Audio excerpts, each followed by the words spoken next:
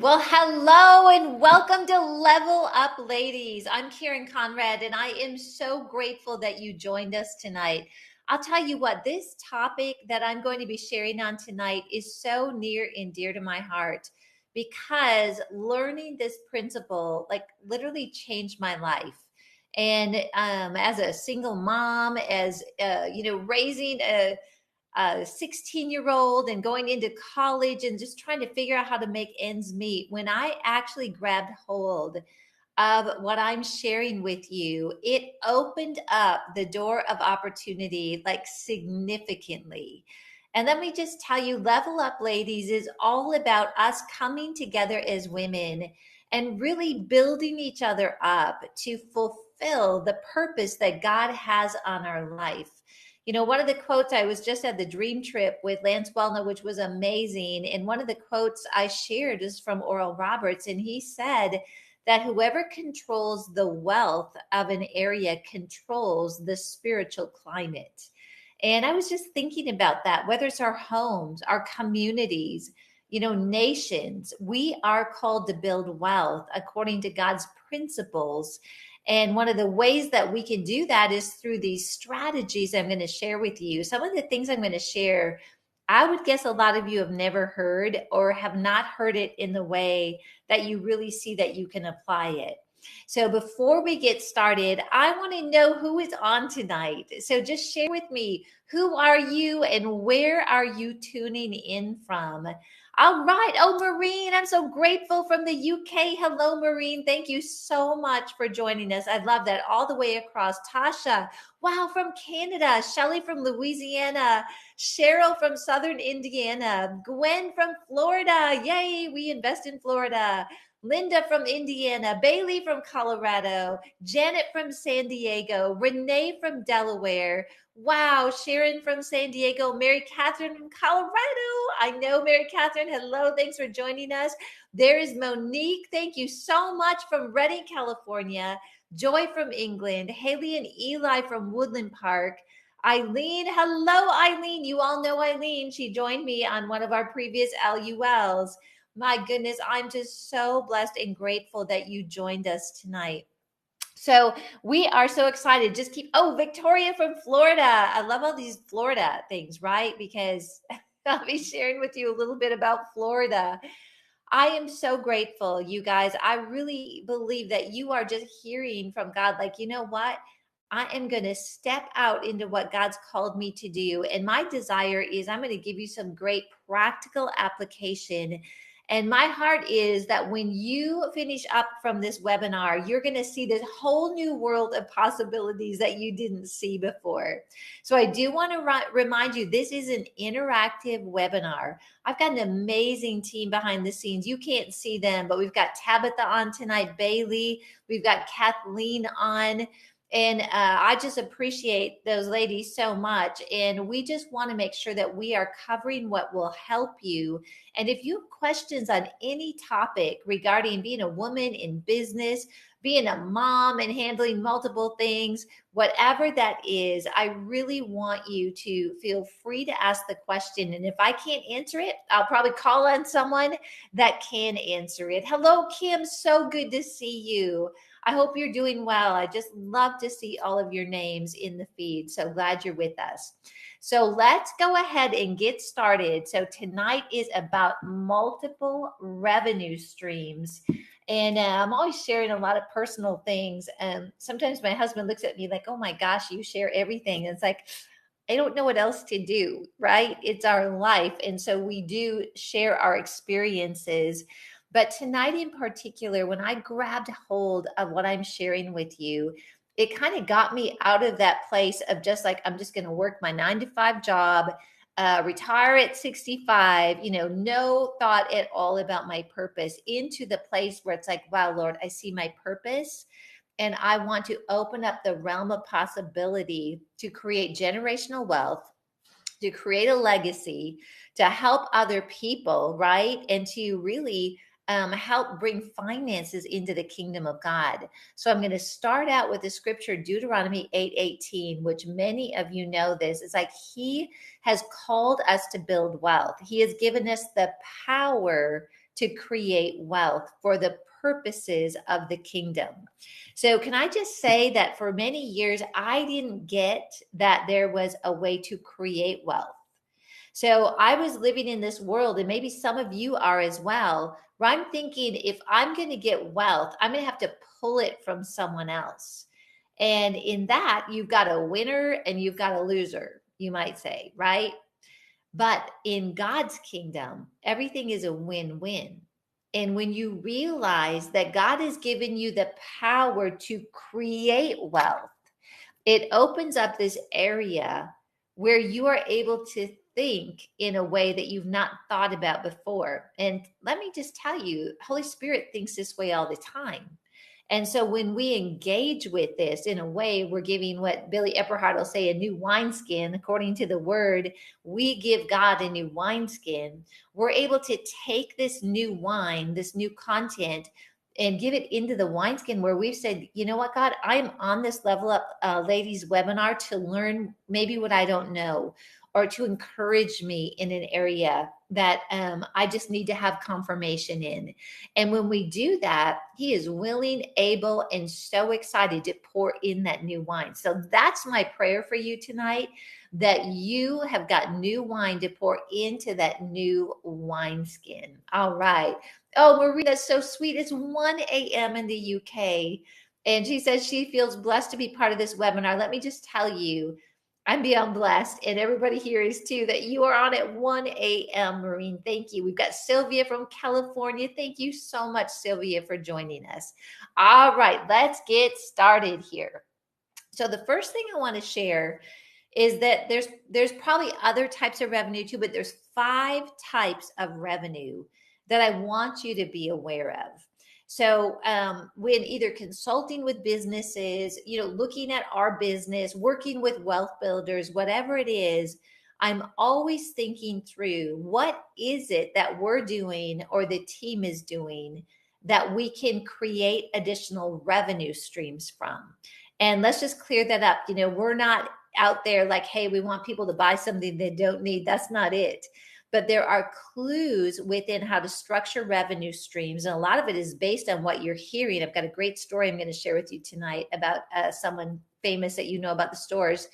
But it's being aware of creating different types of revenue that usually are right there under the same umbrella that we are working in. So here are 5 types of revenue. Now you're going to get this PowerPoint, just so you know, if you've signed up for this webinar in your email. You still might want to take notes, but just know I'm going to send this to you completely free just to make sure you have it. So here's the different types of revenue, and I'm going to give you examples of them. The first one, when looking at your business or starting to build a business, is you want to create recurring revenue. I just want to say hi to Cheryl. Thanks for joining us. Recurring revenue is a more predictable type of revenue. This means that the business has a reasonable assurance the revenue will occur at regular intervals. So if we've got a business or we've got real estate or whatever it is that we are building, maybe you're running a business, maybe you're an executive in a business, or you want to be an executive in a business. This is going to help you to get to that point. When you build out different types of revenue, it really comes and firms up your foundation of revenue. One of the things that I really dealt with a lot is cash flow, or like making sure I've got cash. And when we build different types of revenue, it's going to build or firm up that cash flow. So I want to say hi quick to Diane, and also Victoria, thanks for joining us. And Tracy from Kansas, thanks for joining us, Tracy. Okay, so when you look at your business, you want to diversify the types of revenue that are coming in. Now, the interesting thing about this is it doesn't mean that you need to create something completely new for each type of revenue stream. It means that with the Holy Spirit, we're going to think smarter and take what we are already doing or what we are going to build and leverage that, building different types of revenue streams. So first of all, recurring revenue in the nonprofit world, oftentimes refer to this as partners, right? So a lot of ministries have got a big vision, but the problem is they don't have the finances to fund that vision in any consistent way. So many of you know that I was at Andrew Womack Ministries for many years, still connected there. Absolutely love Andrew and Jamie, just like that. Such a blessing in my life. And now with Wealth Builders, we have got partners. And one of the things that we needed to do, or what I was called to do when I went to Andrew Womack Ministries, is to help build partnership. Now, why is that important? Because when you have partners that are like, hey, what they're saying to you as a partner is, I agree with your vision. Your vision speaks to me, and I want to sow into it. Now, it's great when people give. We're so grateful for that at Wealth Builders, even with the Vision to Reality Ministries. And I know, at AWM, same thing. But when people choose to partner with you, they're connecting with you in a unique way. They're basically saying that, you know what, I'm agreeing with your vision. I want to support it. And I'm going to support you on a monthly basis. Why is that important? It's important because when you've got a business, whether it's a nonprofit or a for-profit, there is a certain level of expenses that are a fixed cost. And when you have partners in a nonprofit that actually give towards you on a monthly basis, it allows you to have a confidence level that I can build out the infrastructure, I can build out my media, I can do more ministry with this level of partnership because I know that it's going to be consistent, right? So now let's talk about this in the way of a business. So if we look at even a Wealth Builders, one of the things when I started working with Billy and Becky at a deeper level, and we started looking at what we can do to bless people, but also provide a recurring revenue stream, we launched Wealth Builders University. It met a need, but also people were purchasing on a subscription basis. So there's a certain level of money that's coming in on a monthly basis to help support the infrastructure. So let's think about, another type of business. I own a marketing agency. Many of you don't know that, but a lot of my team members, and I'll share more about how that came about. We have clients that we work with on a monthly basis. Well, one of the things that we do is we really make sure that our retainer, you might say, and I'm working on it with another marketing agency to help them also get to this place. But you really want your monthly amount, your retainer amount, to cover your expenses.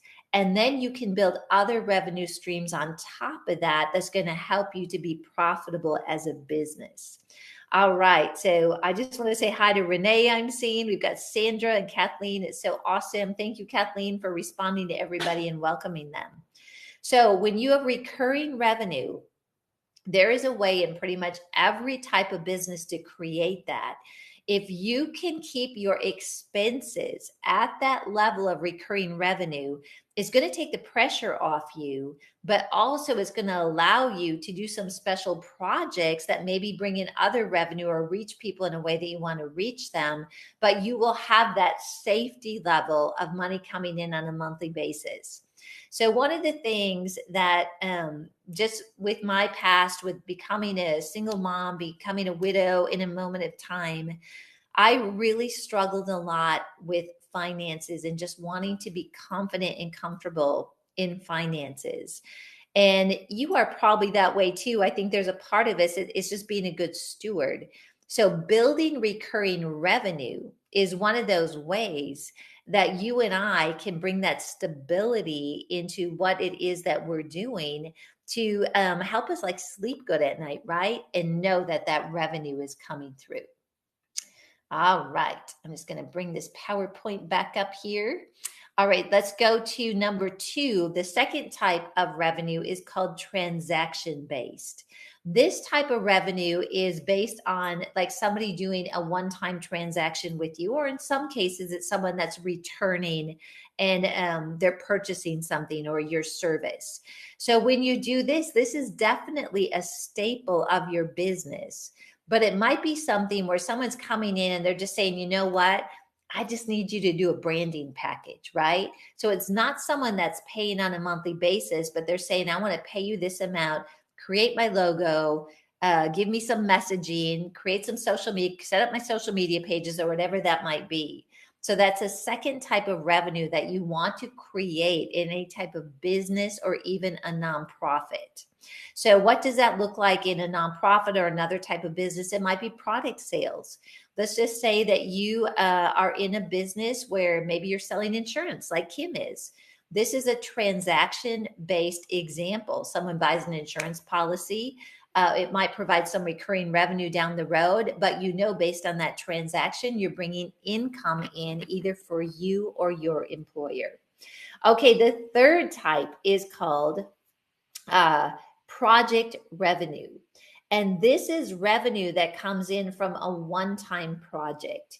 I think we've all had examples in our life where an opportunity has presented itself, and it might not be in our normal course of business, but when you pull your resources together and you're like, yes, we're going to do that project, you are able to, like a flip is a great example. We've got a flip going right now in Florida, and we've got another flip that we're buying. And so what does that provide for us? Does it provide recurring revenue? No. Is it a transaction based? Sort of, but not really. Our Airbnb or vacation rental are transaction based. That's something where someone signs up and they say, yes, I want to rent your place for 4 days, right? That's a transaction. A recurring revenue in the world of real estate would be the buy and hold or the long-term lease. Project revenue in real estate would be a flip. So why do we do a flip? Because I want to diversify, just like what I'm sharing with you, the revenue streams that we have coming in. Now, one of the benefits of project-based revenue is it can actually boost additional business, and I'll explain to you how to do that through something like events, or it can infuse cash into your business to help you to invest, to expand. So I'm going to go put on my real estate hat here. I think many of you know this, but we do real estate investing as a family. It's something that I've learned as part of Wealth Builders through Billy and Becky Epperhart. We do events. We share all sorts of ways for you to create wealth through real estate. But when you think about the different types of real estate, they all have different, outcomes that you need. So one of the rhythms that I learned from Billy and Becky is that you've got the buy and hold. You might have the vacation rentals, which is recurring, and then transaction. But there comes a point, unless you have unlimited cash, right, that you need to infuse cash to be able to invest and be able to continue building your business or building your real estate portfolio. So that's a real estate example. But with your business, if you put that hat on, you say, you know what, I need to come up with a project revenue to infuse cash.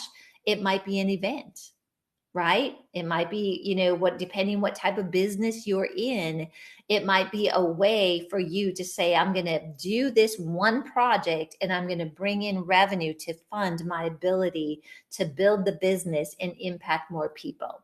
All right. So number 4 is called service revenue. So service revenue is something that you're selling your time in a way. So if we're to look at all these different type of revenue streams, I'm going to stay in the real estate realm here to kind of help you to understand how to put these in the right buckets. But service revenue is one of those things where, based on my time, for example, of managing a vacation rental, okay, I'm going to receive service revenue based on the bookings. So my son Levi and his beautiful wife Carly, they are doing this. And if I was to look at our different revenue streams with real estate, we've got the buy and holds, we've got the vacation rentals, we've got the flips, we've got the managing vacation rentals. Okay, we're providing a service for a fee, but let me tell you, it definitely takes time. Another example of that is when you go and you buy a car and the car dealer is saying, hey, would you like to buy a service package? And you say, yeah, I'd like to buy a service package. Well, if something goes wrong in my car, I'm bringing my car in and they're giving me their time and potentially parts to service my vehicle. Okay. So when we have service revenue, That's very helpful when we find a way to bring in that ongoing income, but we have to understand that it requires time. All right. So we have to manage that on top of all of our other ways that we are bringing in wealth and money. All right, number 5 is passive income. Now, passive income can be real estate buy and holds. If you've got a property manager, which we have in Texas with our buy and holds, we have a property manager, Andrea. She does a great job. I had to initially put a little bit of time into it, but you know what? I put no time in, but I've got capital that is tied up in it. So it is good, whether it's dividends, there's many different types of passive revenue, where when we do that, we build our capital through our business, through these other revenue streams. And we say, you know what, I'm going to invest this and I'm going to let it earn money for me without me having to put in time. All right. So just in this, I am thinking and I'm hoping that many of you are going, oh my gosh, I've got to relook at my business or what I'm doing. And I would encourage you to do that and build revenue streams in each of these areas, which is going to contribute to you building wealth and leaving a legacy. All right. So much more to come here. All right. So you say, Karen, this all sounds great. All right. But how do I get there? How do I practically get there? And I'm going to help you with ways that you can look at what you're doing, the opportunity you have today, and begin to build out multiple revenue streams. Okay, identify. Here's the thing. I'm going to encourage you. I'll take you through some questions to answer to identify your key activities and assets, and then start to build multiple revenue streams based on that. So I'm going to share a couple stories with you. One of them is now, if you guys know this, I know that you are around my age. Do y'all remember this company called Woolworths? It's a department store. So if you do, just chat and say, Karen, I remember Woolworths, and I'm going to know, like, hey, I've got a few in my age group here. Well, oh, yes, yay, way to go. All right, so I didn't know. This is awesome. Sandra, Victoria, Gwen, Diane, yay. I'm in my company here, right?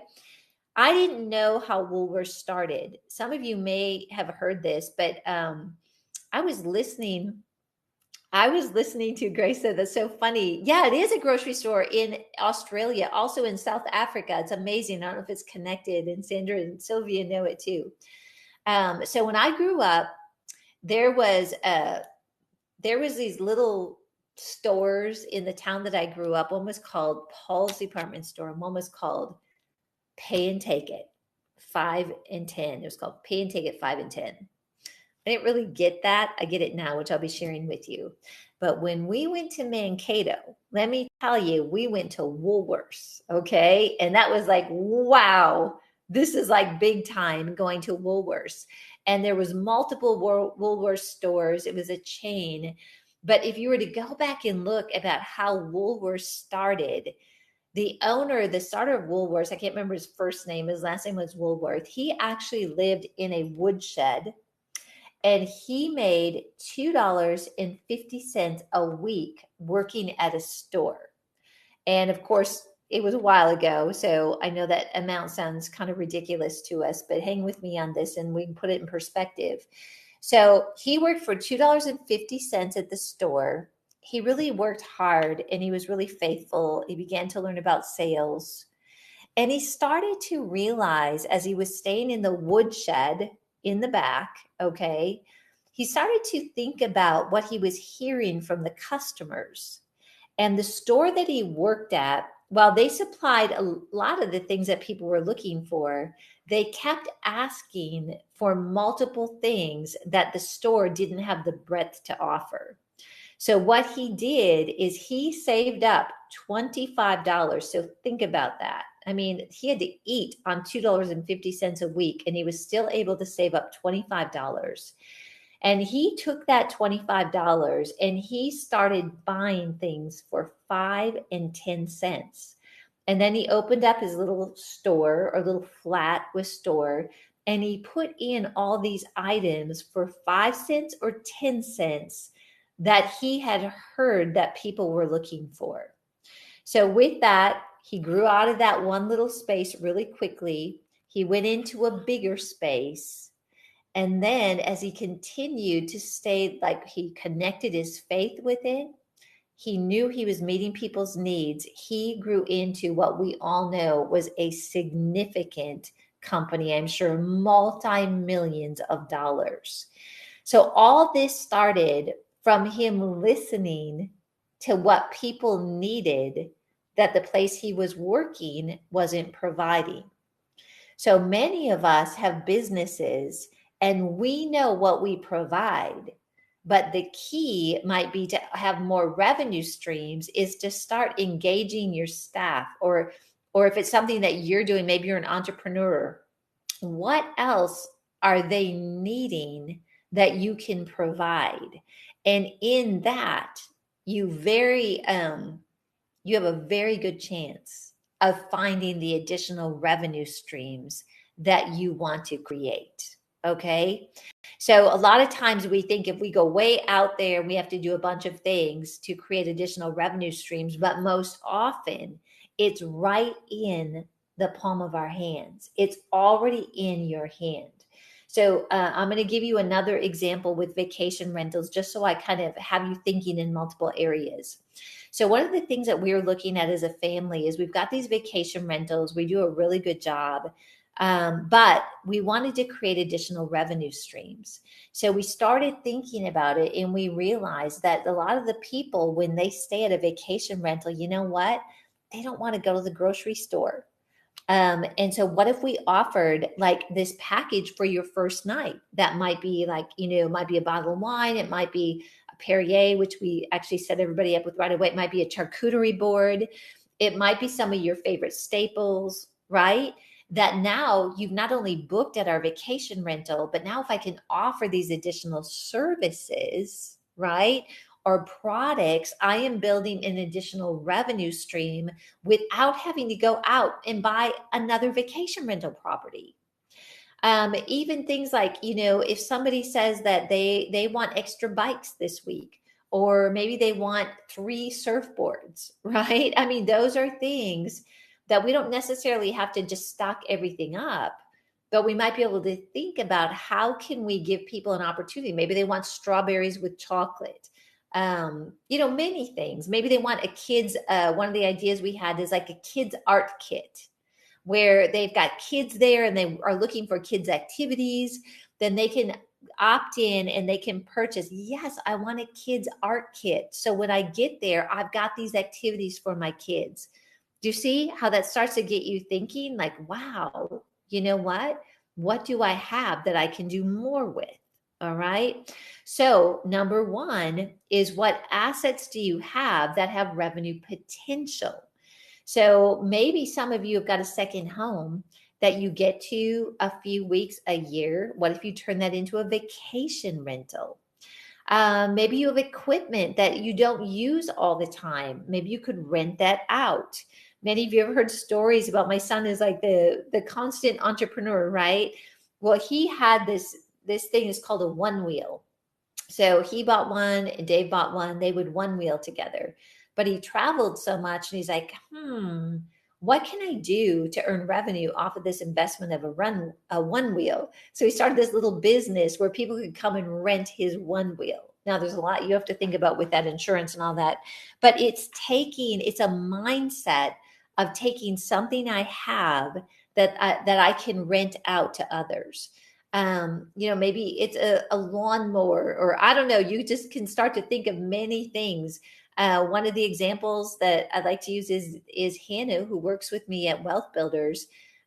She's really like got into this mindset because of what we learned within Wealth Builders, and her husband wanted to go on said their second honeymoon, and they're like, okay, how can we create wealth to pay for a second honeymoon? Well, you know what? They did Uber for a short period of time and they alternated and they had a goal in mind. They had the car, they didn't need to go buy a car, but they leveraged that car to create an additional revenue stream. So Sharon says, what is a one wheel?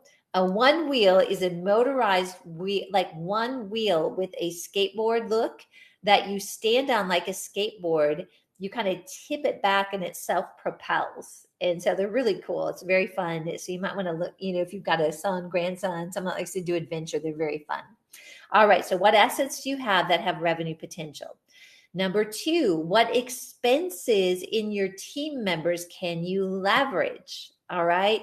So my team, my amazing team that is on here, we were really looking at this as a team.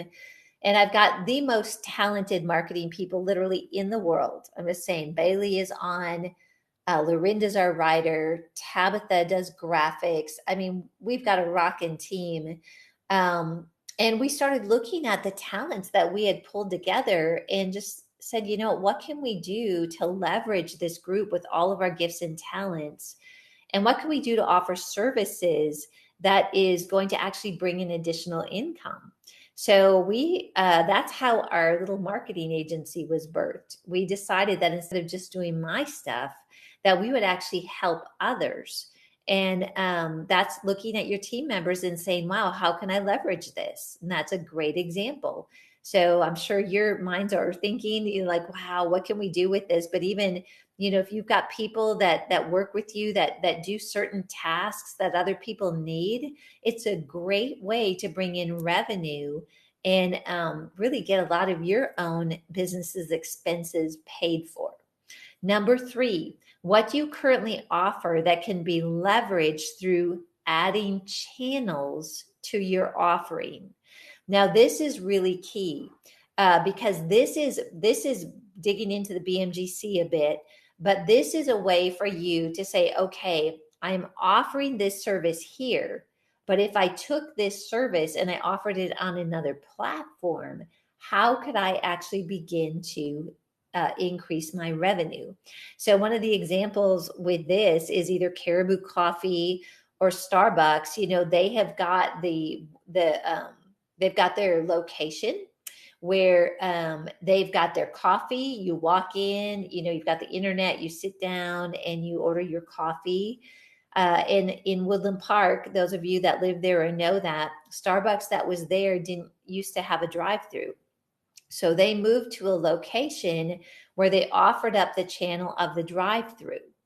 Did they change their products? No. Did they expand their services as far as like the food and things? No. All they did was add a channel, which increased their business and created another revenue stream. If you take that another step further with a coffee shop, when I go into Target and I look over to the side, there's oftentimes a Starbucks. That's the same services, the same coffee, but what they did is they found a new channel to deliver their product. One more iteration of this, you can probably think of many, is now when we go into the grocery store and we go down the aisle, what do we see? We see in K-Cups and in packages Starbucks coffee. That's another channel of delivery for the same core product. Okay. So I know that that's hopefully got some of you guys thinking too, and we could go on with examples for a long time to share that with you, but this is very hopefully like really helping you guys to think beyond where you're at right now. Number four, what do you do each day that you can create training from? What industry expertise do you have? Can you offer continuing education? And many of you know the story with me is that I was already going in staging homes, which was helping me financially support me and my son during time when we moved to Colorado. But then I started thinking like, I'm doing this, but if I created the training program, which I did, I could be on Kaplan, which I am, and use their platform where I can train on what I do every day. So I'm not having to go out and spend a lot of time doing this. I'm just recapping what I'm already doing and creating a training product for people. So this check shows up on a monthly basis that I do nothing for. I just did it once and I'm on their channel, and then people purchase that training for continuing education. So that's a great way to leverage your expertise. Number 5, what do you do each day that you can create a book or product from? Same thing, if we're going back and we're using the example of home staging, I the Lord just showed me, like, take pictures of all your before and afters, document what you do when you go into a house, which helps you expand and scale your business as well. And then I just fed that content into with team members of mine, that they took the pictures, they recapped the writing of the content of how I went about it. We hired a graphic designer, and we put together a book called 7 Seconds, which is a great resource for people that want to be able to stage their own homes. So one thing that's kind of cool about that is I've been Carly, my daughter-in-law, we've been working together to get her up and going, because they're redoing these 4 units for a client. And so she took the principles of the home staging. I drew out things, and now she's running with it, with the information that she was able to glean from that product or that methodology. You know, you can ask for anything better than other people to succeed or to learn how to prosper from what you have to offer. So my question to you, ladies, level up ladies, is what do you do every day that you could put into a product or into a book that would help others and bring revenue back to you, right? Writing a book is not hard. If you're a speaker, you get your transcriptions. You have somebody that is able to copy edit. They put it in great order for you. So you don't have to sit and write. You do your teaching or your speaking that you're already doing, get those transcriptions, and have someone like Lorinda, who does it on my team, that takes this verbal communication that's all I have time for. I don't have time to write a book, and creates a book out of it. To me, that's called the law of leverage as well. Okay, number 6, what do you do each day that you can train to hold an event to teach at? So I actually did 7 Seconds events. I had done the continuing education. I taught at title companies. I created the book. And then I had a 7-second event where people could come. They paid to come to this event, and we staged in a conference room. I created different rooms, but it was all from the same content and the same, you might say, revelation or business. Number 7, what can you invest in that will produce passive income? So, you know, we build up cash, and I was sharing with you part of, I still struggle with, like, I just really like to have cash on hand. I get nervous when I don't have it, which is not good. You do want to be responsible, but I'm just saying that I'm a little over the top. Okay. But really, when you think about it logically, when you are building cash in your business, here is the secret sauce, is that then you take your income from this income source and you invest it in something that will produce passive income. So we were just in South Africa. It was amazing. We launched Wealth Builders Africa. It was, I can't wait to go back. I just don't even know how to describe it. It was absolutely amazing. And one of the guys that came and attended the event, his name was Cullen. He had started a really successful business with his wife in the beginning of the year in January, and they were producing like really incredible profits. Okay, so they're really happy with that, and they should be. That's exciting. Congratulations, right? But after going to the Wealth Builders Conference and hearing from Billy and Becky, we were teaching on things. He realized what I'm sharing with you right now, that we're making money in our business, but if we don't take that money and invest it in something that works for us, it's going to just sit at that level of cash, which is great. It's a blessing, but it's not creating wealth. So I want to encourage you, many of you ladies, I know you've got W-2 income, you've got business income, but what you do with that income is going to be the difference between you managing money and making money. You know, if you look at the statistics of doctors and dentists who make a ton of money, when they don't have this understanding, many of them end up retiring almost broke or without much at all. And that is because they're in a consumption mentality rather than a build wealth mentality. And that's something, as we make a lot of money and we're blessed with income. Certainly, Dave and I feel very blessed with our income that's coming in from our job, our day job, you might say. If we didn't do something with that income, at the end of the day, we would have just this little finite piece of money in a savings account. And that's the difference between what a Dave Ramsey teaches, which is great, get out of debt, and what a Billy Epperhart teaches with great, go ahead and get out of debt, but bring these laws of wealth, laws of leverage in and create wealth with what God has given you. Because after all, going back to the scripture, you and I have the power to create wealth. So this last one is really important because this is where you take the blessings that God has given you through your work or your salary and you invest it to create wealth for your family. So hopefully that is making sense. I know that there's all sorts of dollars or things that people are thinking about. I'm just seeing here a book costs thousands of dollars. It does not cost thousands of dollars.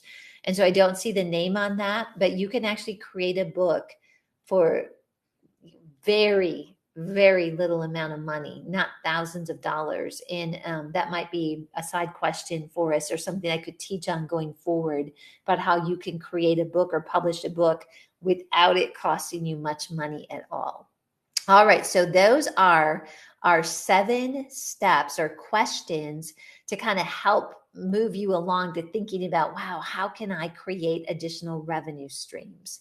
Now, I'm going to go through these other parts quite quickly, and I want to just take a moment and let you know that at Wealth Builders, we have got an event that is coming up called the Business and Nonprofit Workshop. And it is a 3-day event that you can attend either on live stream or in person. I'm going to give you a code. And Kathleen, if you can type this in, this will help people know how to register for this. You can go to wealthbuilders.org/events and you can use the code WB200. That brings your price down. You can attend the live stream if you can't come in person for just $99. And it brings down your in-person to $497. We have got over 20 hours of business training that's quite similar to what I'm describing, but it actually goes to a much deeper level. We've got attorneys. We've got the Lapp brothers are going to be there talking about nonprofit. Annabelle Walno is going to do a video and help us with nonprofit. Billy Epperhart, of course, is their event. He is going to our event. We're a part of Wealth Builders. Dave is going to be there, but it is an incredible, intensive event that is going to help you really spur in these areas to build your business, to start a business, to leverage your business, to leverage a nonprofit. So wealthbuilders.org/events, use a code WB200. Okay, real quick here. This is called a business model canvas. I will be teaching on this at the workshop.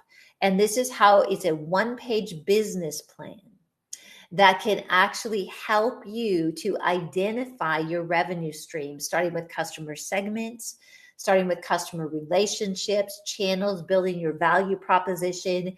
And out of that, you birth revenue streams. And it's just what we do. We love to do this. We do business consulting. And we help people in the areas that I'm talking about. All right, this is just real quick, the value proposition template. And again, we'll be going over this in depth at the workshop, but you can start here, which helps identify where you bring value to the marketplace. And it helps you with opening up the opportunities of how you can create more wealth. Quick story is with the home staging. And I've actually got an example of a completed value proposition that has to do with home staging services.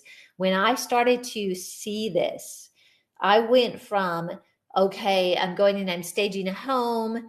It's a ton of work. A lot of times I would work through the night because the next day I'd have to go to work at Andrew Wommack Ministries. You get it. You ladies get this, right? Sometimes we have to work really hard. But one of the things that Billy shared is that when you have the mentality that you bring value, not time, to the marketplace. Okay, I'm going to say that again. You bring value, not time, to the workplace. So I got out of the, okay, I'm just going to put in my hours, my 8 hours, and I'm so excited I'm going to get paid for 8 hours. And oh my gosh, if I work 9 hours today, I'm going to get paid for 9 hours. Get out of that mentality. As you step through this, you learn how to bring value to the marketplace. So through home staging, I didn't get training. I was not the best home stager, but applying what I've been teaching you, I was able to create an incredible business that sustained me incredibly through thinking the way I'm teaching you to think.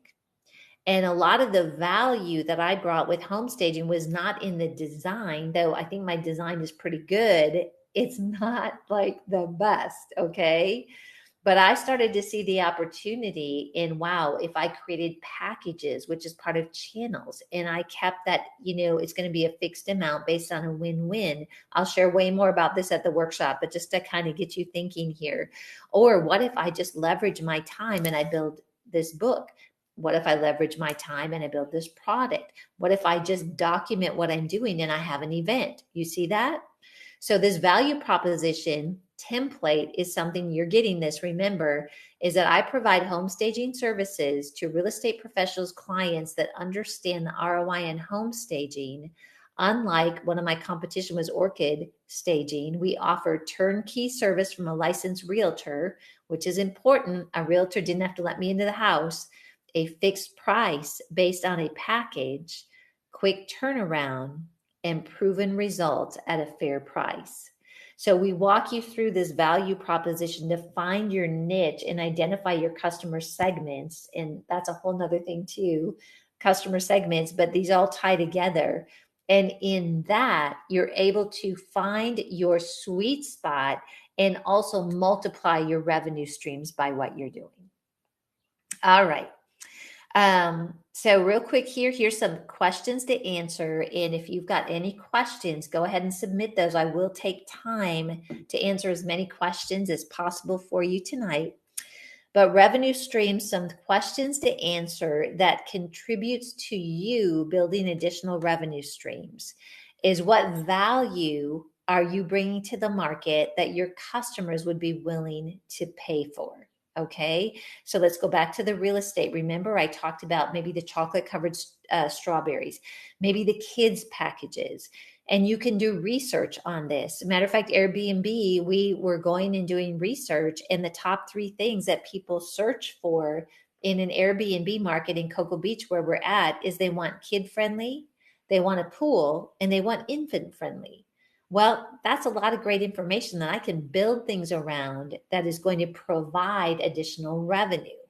Okay. So in your industry, what are some of those things people are looking for, desiring, that you can step in and fill that niche with additional revenue? What are they currently paying? You want to be aware so that you're in the market. How are they currently paying? And that's that channel, right? Are they paying through a website? Are they paying through, building their reservations? Are they paying in cash? How are they paying, and making sure that you hit the mark there? How would they prefer to pay? How much does each revenue stream contribute to your overall revenues? So I'll just end here with a quick story. In Cocoa Beach, we've got these guys that work for us. They're amazing. One of them, our landscape guy's name is Vinicio. And we love Vinicio. He does a lot of great work, but he kept asking to be paid by Zelle. Well, I don't have Zelle and I don't want to pay by Zelle. Okay. So he is thinking about internally, like, hey, this is what works for me. But he didn't take time to ask his clients, how would you prefer to pay? And a lot of people aren't comfortable doing Zelle. They need tracking. They need to be able to keep track of it for a write-off. They need a receipt. So I just had a conversation with him. Actually, my husband did. And we're like, Vinicio, we don't want to pay you by Zelle. We want to pay you by check or some way that we can track the expenses. And he was like, oh, yeah, okay, I can do that. And he almost lost us as a client because he was focused on, no, this is what works for me. So even just in how to collect payments, what works for your client? Another example is like through home staging. Most companies out there were charging on a monthly basis. That means the worse job I did with home staging, the more money I would make. That's wrong. So a lot of my niche was saying like, look, I'm going to charge you a fixed amount, whether it takes 2 days or it takes 6 months, you're going to pay the same amount. And in that, we're going to have a win-win. And with that, it was a selling point for real estate agents to be able to really help their clients see the value in home staging. Another thing is, hey, just pay me half up front and pay me the rest at the end of closing. And then as I got used to having a lot of clients, these guys that were doing like, 3 flips a month, I said, you don't have to pay me anything. Just pay me at closing. And I was their home stager for life because of creating a way that works for them with payment. So I share that not to say like I have it all together. I clearly don't. I have so much to learn. But I'm telling you some of these things, if I can share with you sort of what I ran into and how the Lord led me to make adjustments, you don't have to go through the learning curve I did. You can take the information that I'm sharing with you and you can look for ways to strategically apply it in your business. All right. So great, you guys. I'm going to take a moment here to answer some questions. I really appreciate you all hanging with me. And so I've got one here. I'm just kind of reading on the chat section. I'm going to start here with the initial F. And it says, have you created an additional service at your Airbnb, like the One Wheel, so they use Airbnb to pay for that in addition to the rental property space? That's a really great question. We have not built those additional revenue streams into the Airbnb app. But what we've done is provided an opportunity, then they can click off that. So in our response back, if you would like these things, click here. And we've moved them off the Airbnb app and onto a separate space for them to be able to purchase. Now, it might work within the Airbnb app, but I don't want to pay the fees to Airbnb. And like, for example, my son and Carly, his wife Levi, or Levi and his wife Carly, they are creating a cleaning business that is sort of like an offspring over here, right?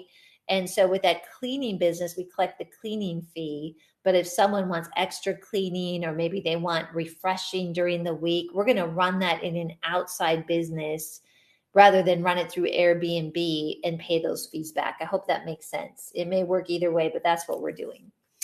All right, Cheryl, I watched Dream Trip online. Oh, I'm so glad that you did. And I'm very curious to learn the best way and resources to integrate AI in my coaching organization to help my coaches build and market online course. What are your thoughts?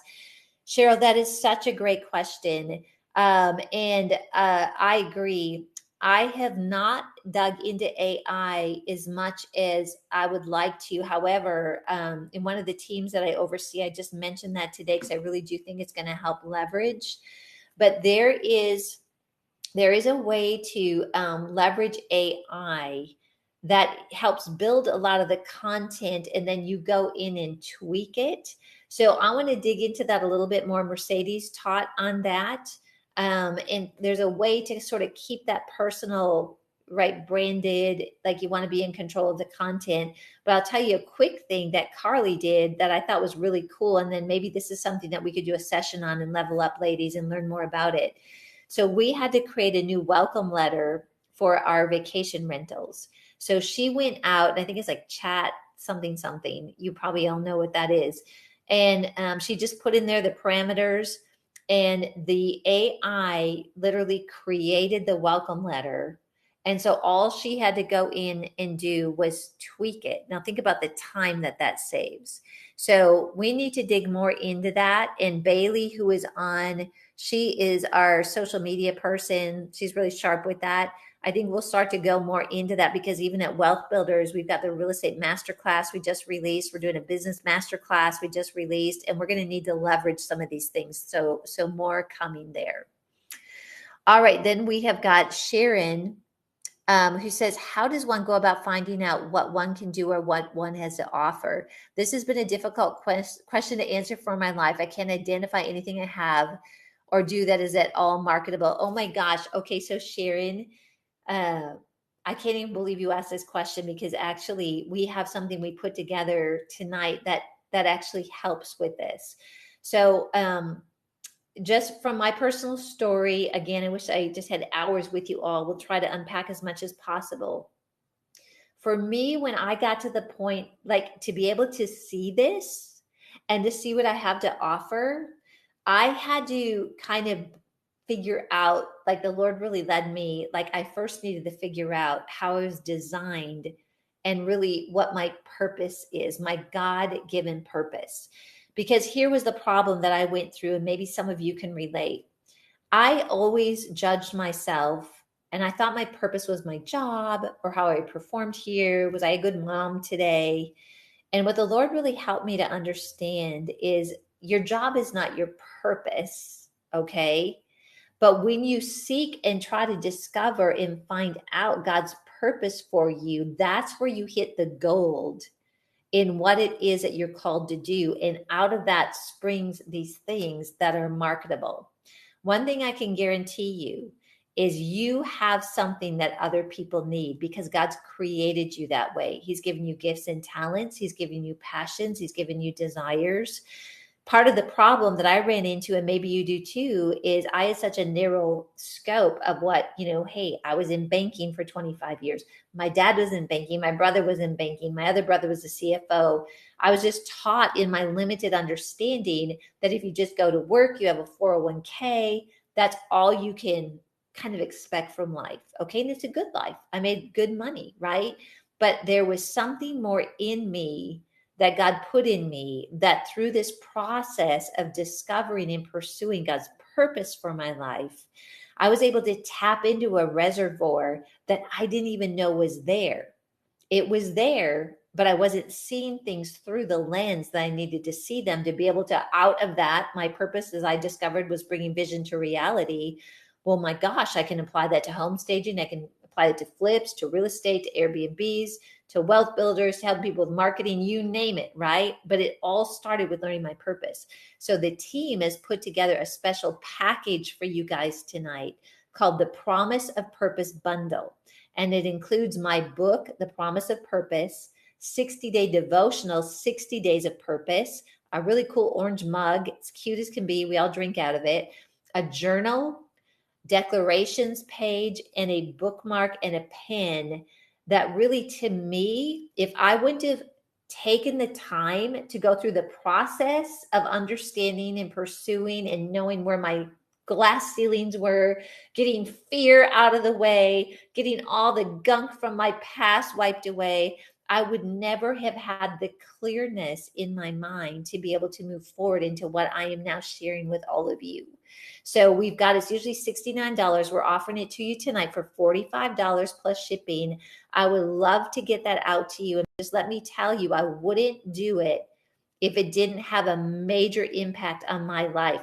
I don't need to do more, but my heart is, Lord, whatever you have shown me, what can I do to help others? So I would take a look at that. Oh, good. Gwen, you did that. The Discover Your Purpose. That's so cool. Cheryl, oh my gosh, Cheryl, so good to hear from you. You're so sweet. I worked with Cheryl. Okay, so Cheryl is part of my story. Cheryl, hope you don't mind me doing this.